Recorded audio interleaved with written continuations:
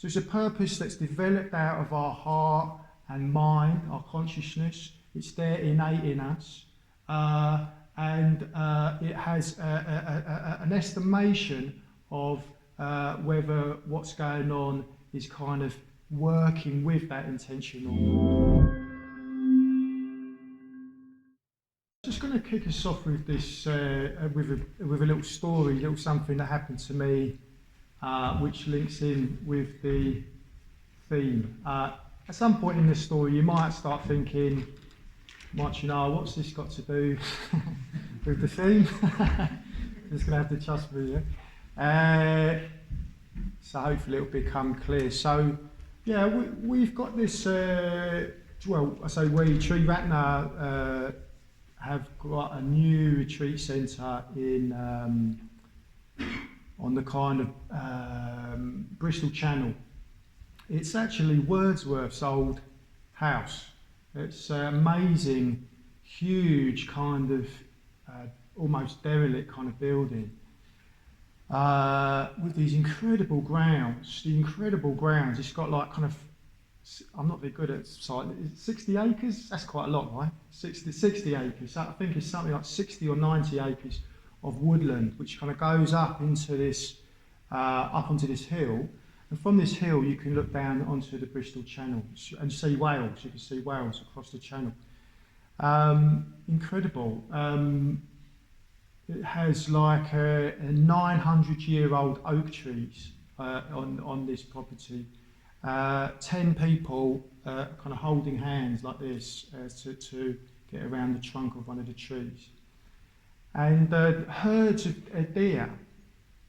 Do you say herds of deer, or is there a special word for deer? Flock. No, definitely not. So let's go and stay with her. So herd of deer. 60, like sometimes 60 deer just kind of roaming around in this area. Incredible, and like imbued with all this history. So I was there earlier in the year, and we took a group of us and went and did a kind of working retreat. And I think a couple of the guys are here. Who's here that was on that retreat? That's right.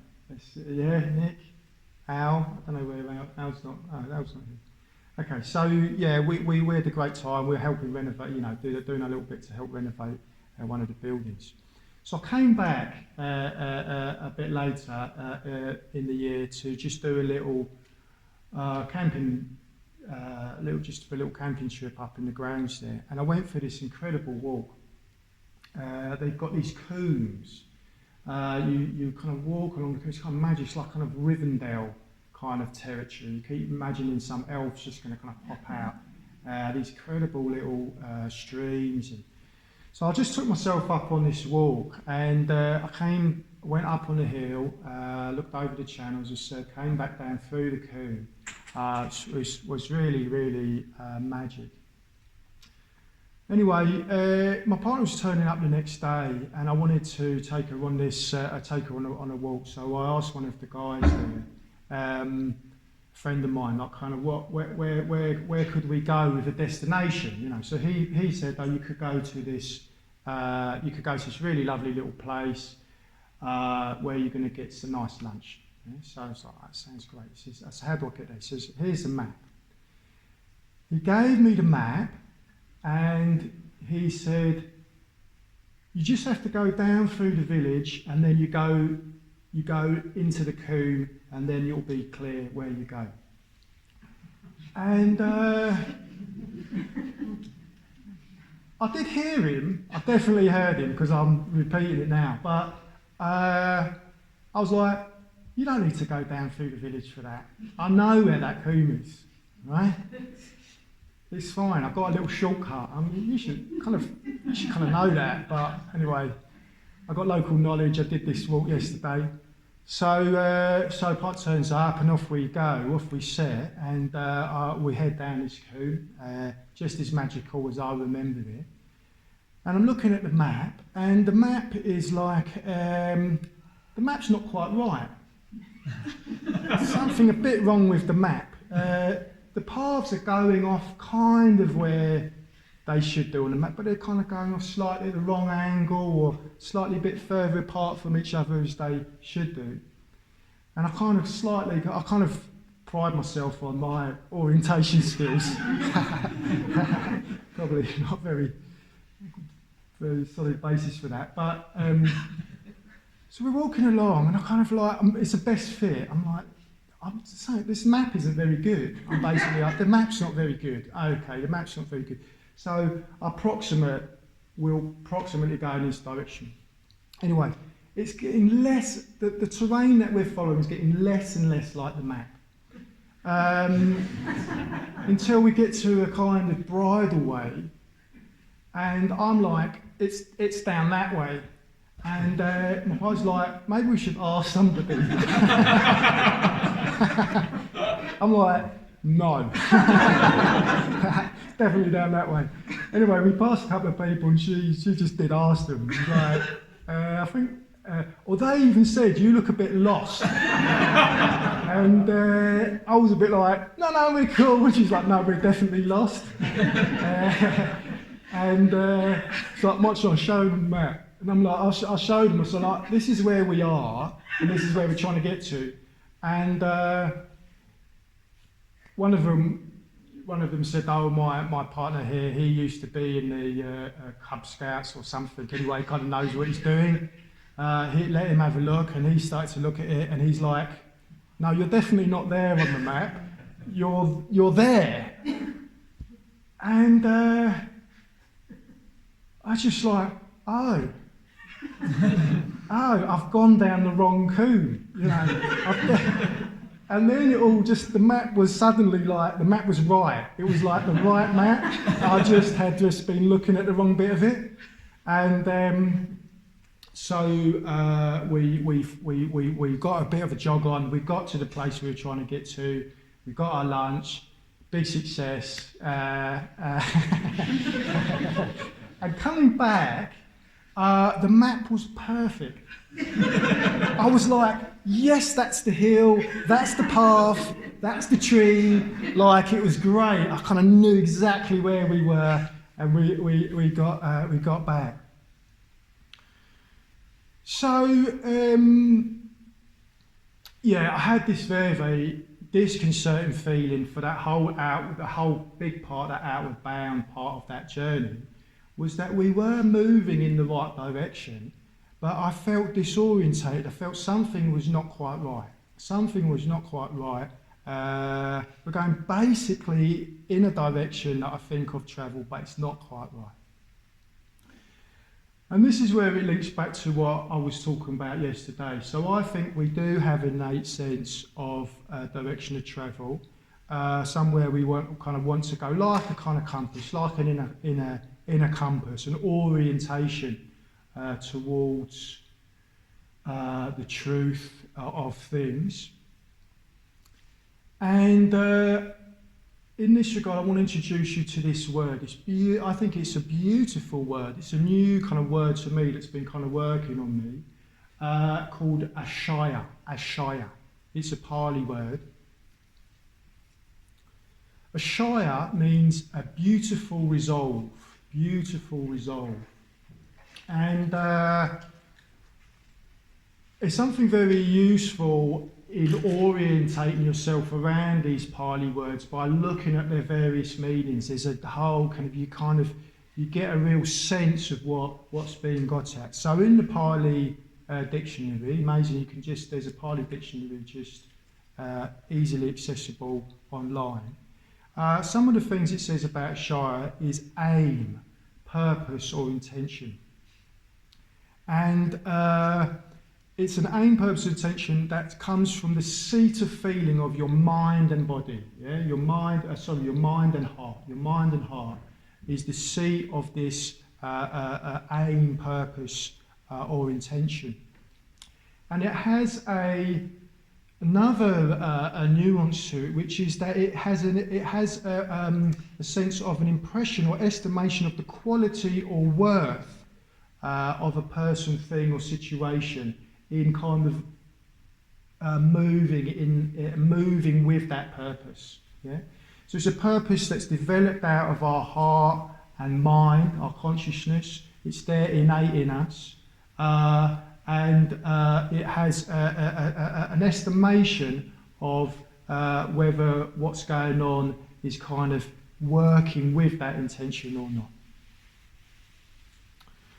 So a bit like this map situation, like kind of, I think we're often kind of a little bit at odds, a bit out of tune with that sense in us. Yeah, somehow our life's not quite matching up with that sense of Asaya, spelled Asaya, A-S-A-Y, for the Pali scholars among you. Yeah, so there I was trying to fit my kind of intention to this map, and it wasn't working. I was looking at the wrong part of the map, and often we have a basic assumption, all of us, which obscures that sense in us. Yeah, obscures or disorientates us from that sense. Is basically around this assumption that this idea that my suffering, my happiness comes ostensibly from getting what I want and not getting what I don't want. Yeah?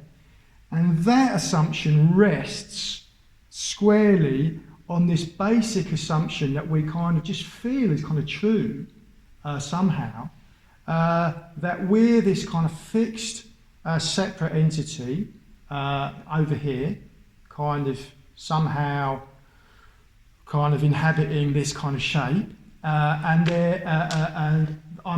that is separate from the world, separate from.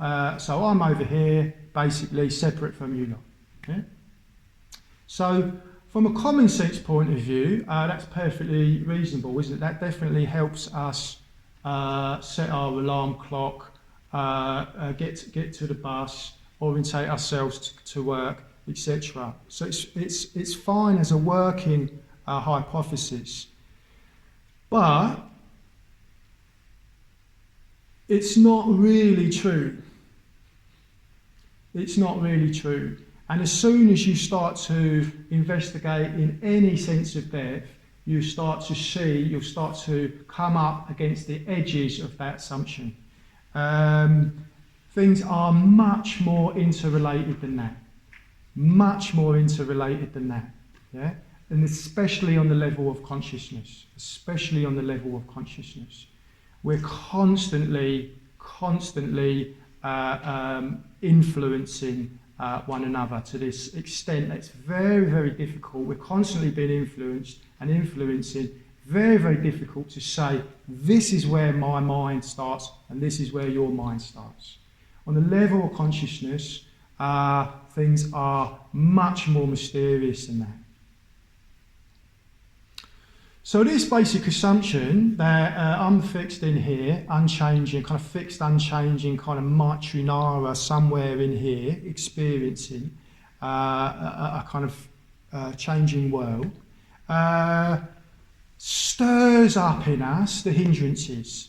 And what I mean by the hindrances, it stirs up in us those forces where we want to acquire what we feel will bolster this sense of meanness, and we want to get rid of, we want to do away with, we want to obliterate, we want to even destroy at times what feels like it's undermining this sense of meanness. Yeah, this kind of this basic assumption. You know what I mean. You don't have to look too hard to see that that's what we're doing a lot of the time with our minds. So, what's the problem? The problem with those dwelling in that kind of assumption that I'm trying to get what I want, do away with what I don't want, obscures this basic sense of Asaya. Can it really kind of obscure the path, obscure this kind of subtle? It's quite subtle, this voice. I likened it to a kind of voice in the wind or a voice from a deep well. I remember some communications early on when I first started getting thinking, maybe I need to look outside, maybe look into some of this meditation. Some kind of communication, so felt like there was some inner voice, but it's just like, who's that? It felt like it was coming up from some deep place, but it was quite indistinct and quite kind of, kind of incoherent in some ways. And the vision experience, so we're talking about vision experiences. Vision experiences are when kind of suddenly, almost shockingly sometimes, something breaks through from this asha, breaks through into our very, very conscious mind, kind of lighting up our experience like a flash of lightning on a dark night. So that's often the analogy. It's just a flash of lightning on the dark night. Suddenly, if you've been in a flash of lightning on a dark night, suddenly everything's illuminated. For a moment, suddenly everything's illuminated. And this sort of kind of breaking through can come in all sorts of forms. Yeah, there's really no kind of prescribed form. And so what I want to just unpack now for you, like we're together with you, is to see that this isn't something that you don't know about already. Yeah, you might even start to get a sense of like, I kind of know this actually. I kind of know this. So these things can break through at time of breakups. They can at time of breakups, a time when things that we've relied upon, that we've based our kind of security on, based our well-being on, fall apart. Yeah, they fall apart. There's a breakup. You get a redundancy. There's a death, a bereavement. Suddenly. You suddenly don't know what's going on. Yeah, you thought you knew what was going on. Suddenly, you don't know what's going on anymore. Your world is changed, and it's not a definite that you will have a vision experience under those circumstances, because otherwise, everybody who's suffering their experience will be illuminated. So it's not a given. But it is a potential there in those situations. There's a potential there in those situations for something new to enter in, yeah?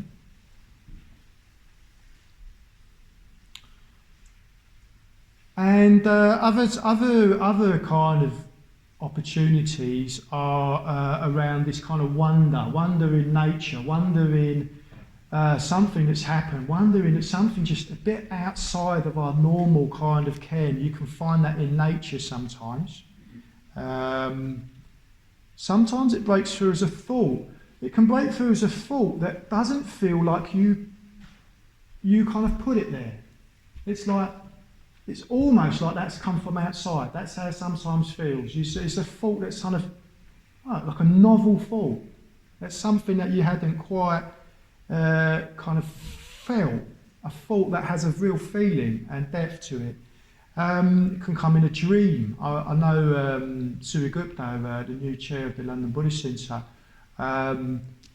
was basically hired in that role on the basis of a dream. She had a dream that's what I can't remember. Sorry, the content of the dream, but the repercussions of that dream were for her, like, that's what I need to do. That's what I need to do. I need to apply for that role, a very substantial role.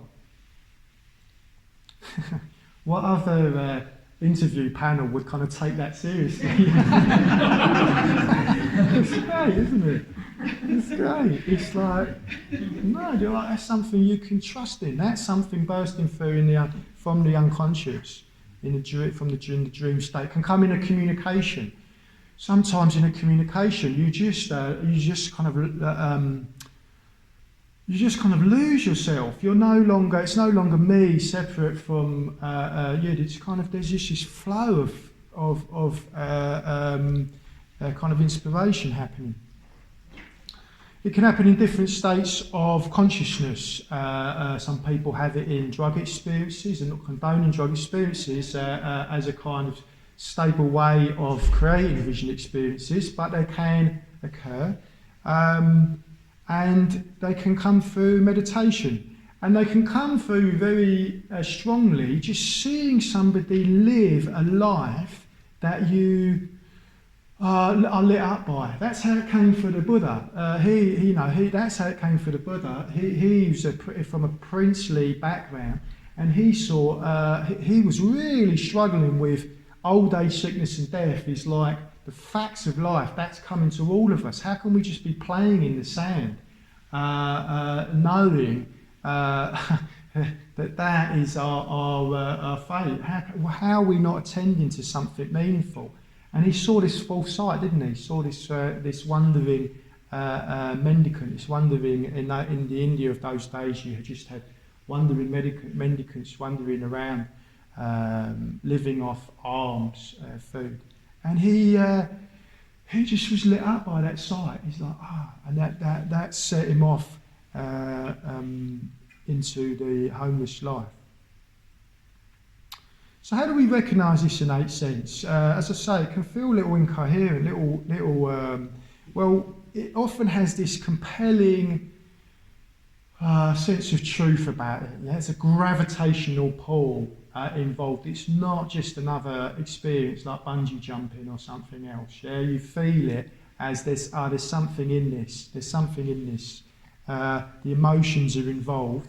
And it usually comes attendant with a sense of challenge.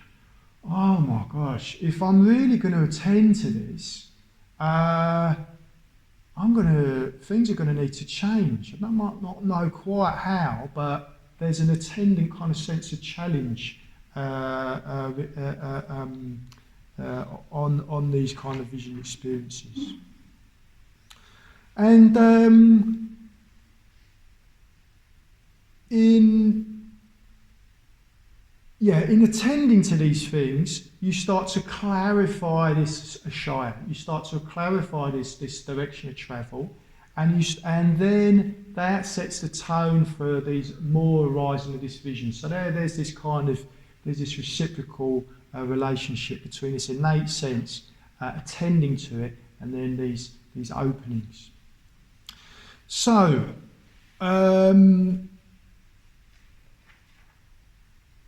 There'll always be something about the centrality of mind and heart, mind of heart, inherent in a vision experience. Yeah? And Amma Pushpa's already started to kind of orientate us a little bit to these teachings that we've been given up on these scrolls. The Dharmamapada is one of the oldest extant writings of the Buddha. Well, the Buddha didn't write anything down. Probably didn't. He didn't read or write. So this is a good bit later on. But these are some of the first teachings. So from that oral tradition, these are some of the first teachings that got written down. Dharma it means truth, reality, or application of truth as a training. The pada literally means footstep. So the Dharmapada is the name of this collection of verses. And what's been chosen to be the very first verses of the Dharmapada? Experiences are preceded by mind, led by mind, produced by mind. If one speaks or acts with an impure mind, suffering follows, even as the cartwheel follows the hoof of the ox, drawing the cart. Experiences are preceded by mind, led by mind, and produced by mind. If one speaks or acts with a pure mind, happiness follows like a shadow that never departs.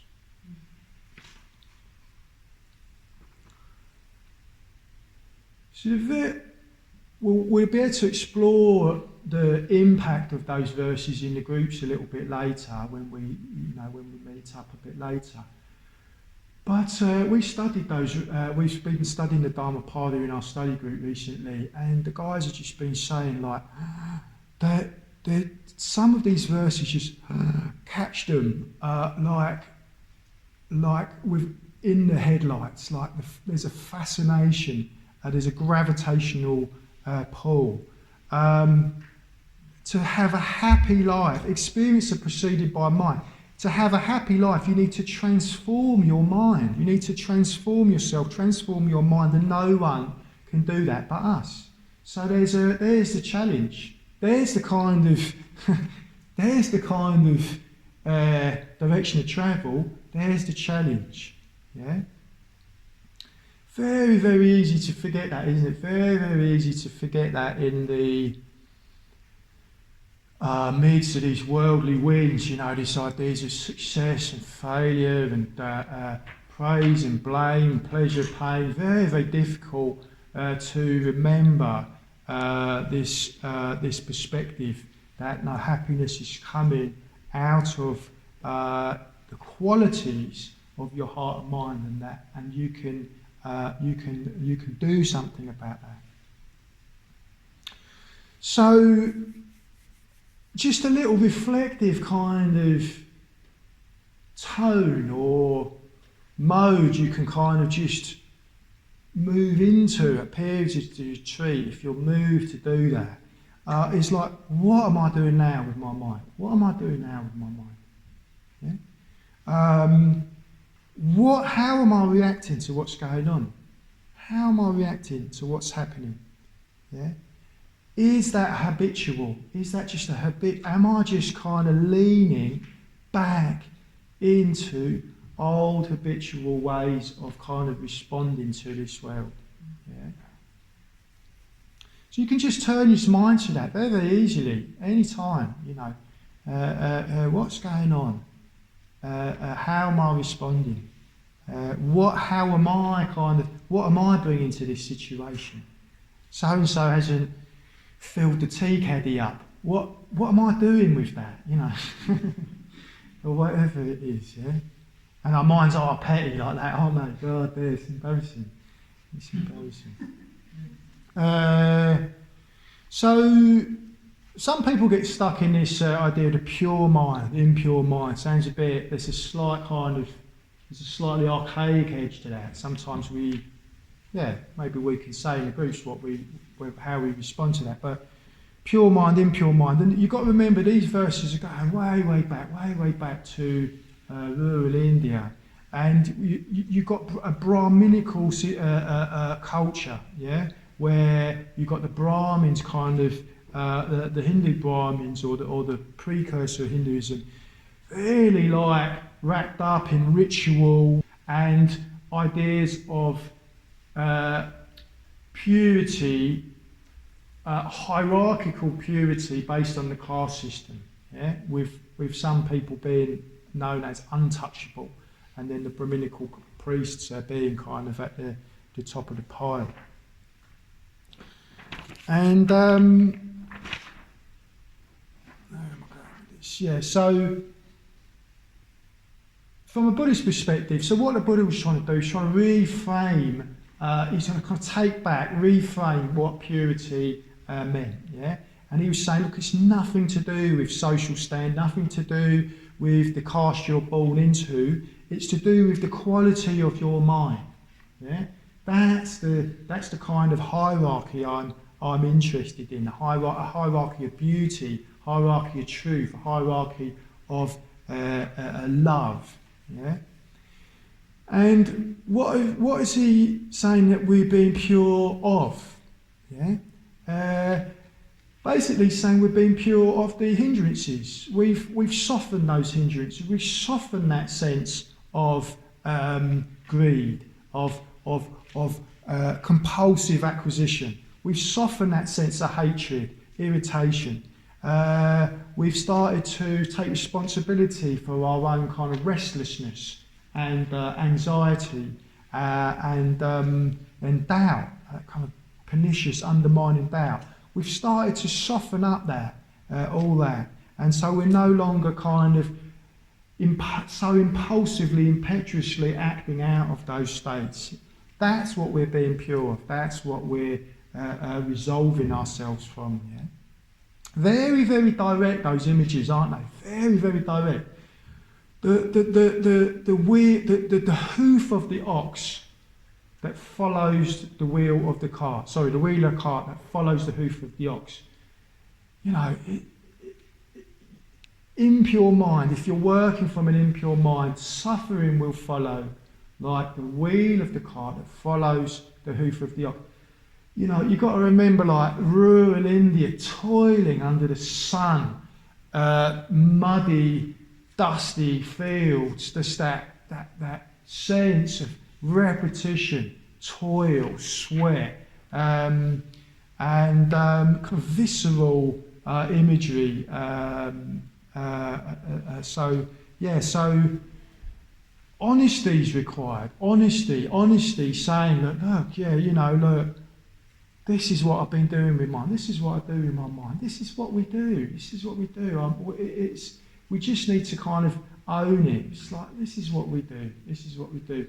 And, you know, even kind of confess, even kind of say to trusted friends, look, this is what's going on. Not looking for collusion, not looking for like them saying, yeah, like so-and-so, yeah, they're real wrong and they're definitely out of order, you know, like you're right to be really upset. No, like taking it to trusted friends who go like, challenge you a little bit. Like, what are you bringing to it? You know, what's going on? You know, and that will start to weaken our tendency to just kind of habitually fall into these grooves.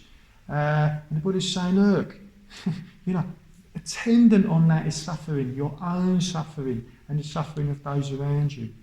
So it's a very, very positive state because he's saying liberation from those states, liberation from those hindrances, liberation from acting out of this impulsive getting and not getting. Very, very positive, saying underneath all that, it's just contentment. Underneath all that is just love. Underneath all that is beauty. Underneath all that is connection. Yeah, if you can just start to soften those things up, it's all there. So occupying ourselves with those pure states of mind, those states of mind that are softened, those states of mind that we find in the meditation, those states of mind that draw us to making a cup of tea for our friend, very, very everyday stuff, asking our friend how they are, asking if people need a little bit of help, you know, attending to what's beautiful, taking time to just sit and look out the window and take things in, and occupying ourselves with these states of love, of strength, beauty, clarity, will reinforce them. And the happiness follows like a shadow that never departs.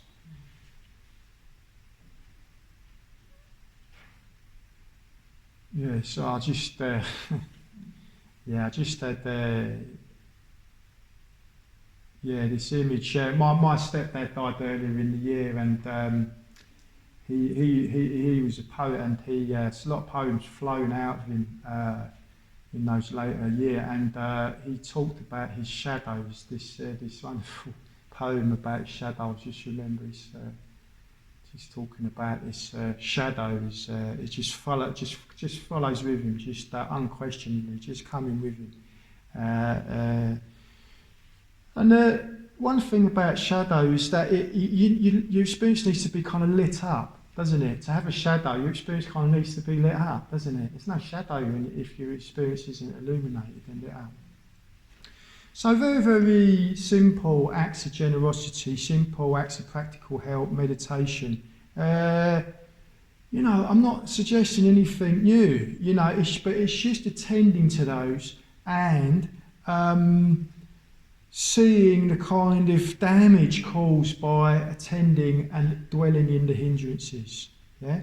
And that simple orientation, that simple kind of intention is Asaya, the beautiful resolve that we can start to define, start to clarify, start to make clearer, brighter in our experience, more coherent, make sense of these vision experiences. Yeah, when I first, some of the vision experiences I had pre-Buddhism, I didn't know head nor tail what to make of them. Didn't know head nor tail.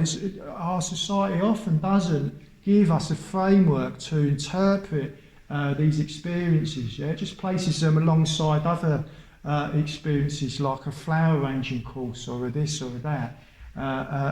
Learning to do skateboards. You know, you kind of YouTube is just a great leveler, isn't it? Parkour running, this and that. It's just, you know, it's just placed in a series of experiences. So attending to that, and just like just attending to that, we'll start to clarify. Luckily, we start to get a framework for understanding what's being got at with these vision experiences. Yeah. So just like this walk and the map, from a very discordant relationship with this sense, discordant, disorientated relationship with this sense, we can start to uncover this innate sense of travel and what our lives are for. And well, we can just start to open ourselves to the Mahasukha, this great bliss. The great bliss of liberation that the Buddha was kind of, the great vision, the greatest vision, the Mahasukha, that we can all partake of, great bliss of liberation, great illumination, where radiation of love and tenderness, gentleness, helpfulness becomes irreversible. It becomes irreversible. The great bliss of liberation.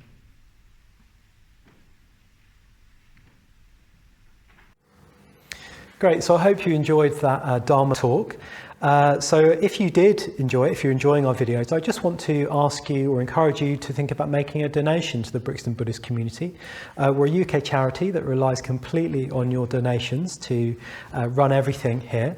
And if this was a class, a meditation class, there'd be a donation bowl that you could just put in £10 at the end of the night to help support the activities. But as you're watching this online, I just want to ask you to think about making an online donation. If you've watched 4 or 5 videos this month, maybe you might want to think about giving £10. So there's a link in the description below where you can go to our website and make a donation. And if you want to keep giving, you don't want to worry about making that donation every month, well, you could just set up a standing order, a monthly standing order. That would be really, really helpful. I want to suggest something of the region of maybe £10 or £20 a month if you're able to do that, and that would be really, really helpful and help us keep producing videos like this one. Thanks for listening. Take care of yourself.